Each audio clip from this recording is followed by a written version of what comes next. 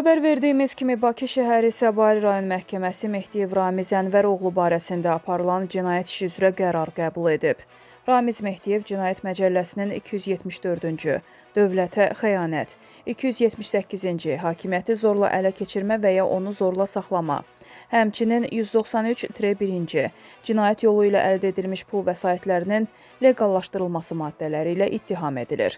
Məhkəmənin qərarına əsasən xüsusilə ağır cinayət əməllərinə görə məsuliyyətə cəlb edilmiş Ramiz Mehdiyev barəsində verilmiş vəsatət təmin edilərək 4 ay müddətinə ev dustaqlığı qəti imkan tədbiri seçilib. Əlavə edək ki, qeyd olunan maddələrin sanksiya həddi ömürlük azadlıqdan məhrum etməyə qədər nəzərdə tutulur. İstintaq Mehdiyevin yaşını nəzərə alaraq ibtidai istintaq müddətində onun ev dustaqlığı şəraitində saxlanılmasını məqsədə uyğun hesab edib.